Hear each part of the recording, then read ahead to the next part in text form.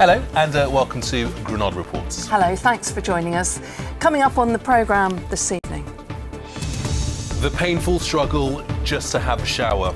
How Kenny's story is all too familiar for people with disabilities trying to live an independent life. One charity says there just isn't enough suitable housing.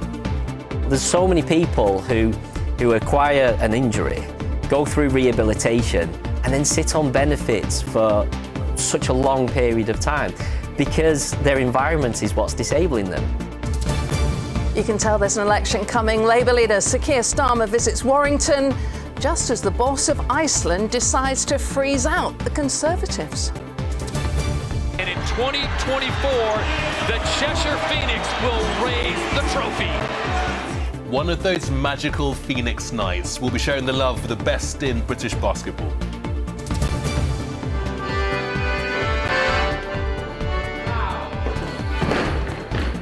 Where are the Morris dancers of the future? Your region needs you. And some of us today have been bothered by the rain more than others. I can promise a much better day ahead as we head into tomorrow. I'll have all the detail a little later on.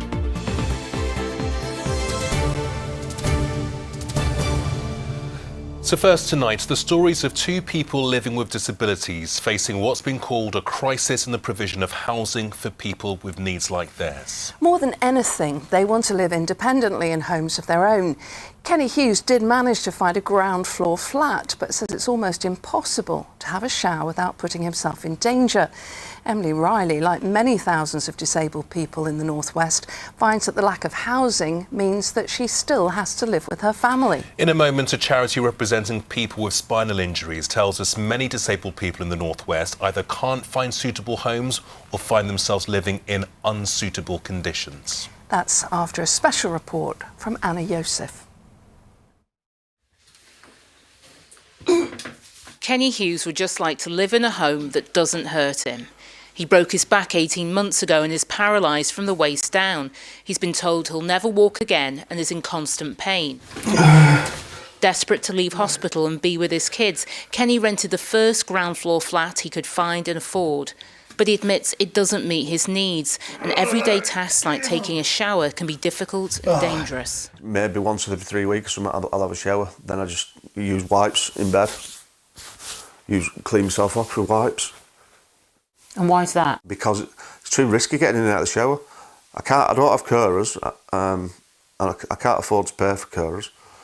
So I just have one every now and again, because it's too dangerous, I can fall. My feet get tangled up behind the sink, in between the feet of the chair, and it takes scabs that I've got on my ankles, which are pressure sores, and it rips them off. And they're dressed by district nurses twice a week, but they're not getting better because of where I'm living.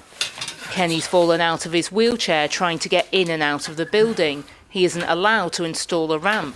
And there's no room for a sofa or wardrobes as he needs floor space to move around, so he has to hang clothes on a rail from the ceiling. If I didn't get somewhere like this, or just get out of hospital into my own place, then I was going to come home, be put in a care home or a sheltered accommodation, where then I'd get left then, probably for 3 or 4 years till I get social housing, and then I wouldn't be able to see my kids. Kenny lost his business while he was in hospital for 6 months and had to sell the family home. He's been on the council's housing waiting list for more than a year. Because I only signed 6 months to start with, because I thought I'd get some social housing quicker. As soon as that 6 months were up, the rent went up. But now it's on a rolling contract, he can put it whenever he wants. Kenny's one of thousands of people across the Northwest facing an uncertain future in unsuitable and unsafe accommodation. So these are sort of typical council-owned bungalows on a really busy road, double yellow lines so nowhere to park your car, and steps to the front. As you can see, I couldn't really have an independent life here. Emily and her mum spend a lot of time looking at different properties. Emily, who has cerebral palsy, is keen to move into her own place, but finding an accessible and affordable home is proving a problem. So my current living arrangements is I live with my mum and dad. I'm 26 now. I feel like I should be living independently, but there's nothing really within my local area that is deemed accessible. So in an ideal world, I would like a ground floor apartment with PAs coming in, but it's finding that in my local area at the right price with the right team of people. What are the barriers Emily faces when it comes to finding a home of her own? Availability of buildings, buildings that are wheelchair accessible, whether it be a ground floor apartment or a bungalow. They just maybe have steps at the front of them. They're in a narrow street, pavement parking. There's just nothing out there really that I can see. The cost is just so high at the moment. It would have to be social housing, I think, for Emily, because it's just unaffordable and unavailable, both really. A lot of options have been taken away from me.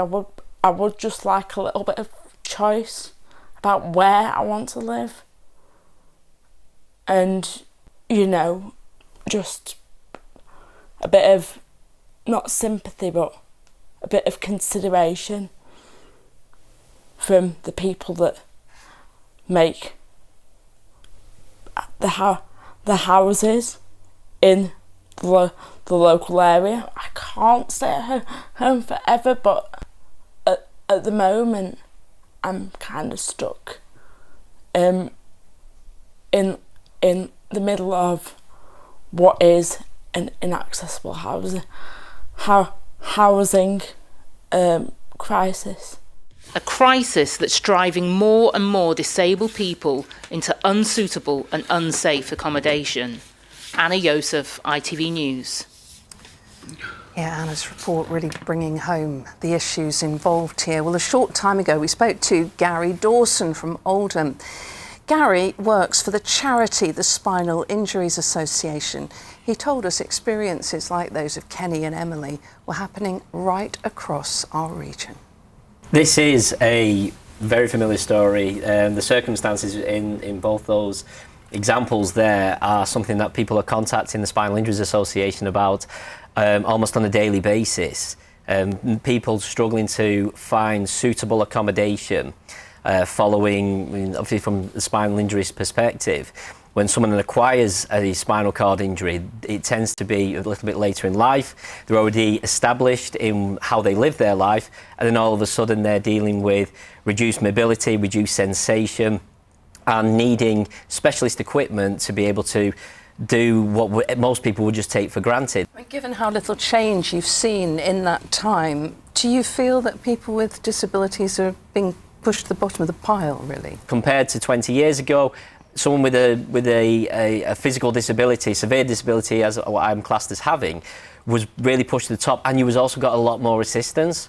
Whereas now, if you're not going through, say, somewhere like a specialist spinal unit with a case manager, you're doing it all on your own and you're bidding for houses. There'll be a lot of people who've lost the upper limb function, who are having to access very poor speeds of Wi-Fi in hospitals on tablets that they cannot hold or use their hands to use properly, expected to bid on houses constantly when they should be focusing on therapy. Well, we're seeing a lack of resources, I think it's fair to say at the moment.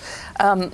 Whose fault is this? Yes, it's dead easy to blame the government, it's easy to blame local councils and authorities, but I don't think there's an excuse for them not educating themselves into more about the needs. You just mentioned, cost of living crisis, councils are strapped with cash. There isn't a lot of money to go around. There's not, but if you give a disabled person the right equipment, housing, ability to manage their condition in a way that enables them to be independent, they will go and work. They will go and pay tax, and they will be part of society again. They will start giving back. There's so many people who acquire an injury, go through rehabilitation, and then sit on benefits for such a long period of time because their environment is what's disabling them. As Anna said in her report, Kenny and Emily are among thousands of people across the region who are living caught up in this situation with this crisis in housing for people with disabilities. I mean, what would your advice be to people who do find themselves in this situation? To reach out. No, the SIA, the Spinal Injuries Association, we campaign constantly for change, and housing is going to be one of our pillars in our 2030 strategy of what we're aiming to improve, really. So do get in touch with the Spinal Injuries Association and share your story. The more people who we're aware of, the more people that who are supporting the Spinal Injuries Association, the bigger voice that we're going to have. So we can campaign for better change and sooner change as well. And you'll want to hear from them. Absolutely. Gary Dawson speaking to us a short time ago, and there's more information about the charity, the Spinal Injuries Association, on our website, the usual address, itv.com/Granada. Yeah, he wanted us to stress that there is help available from them. Well,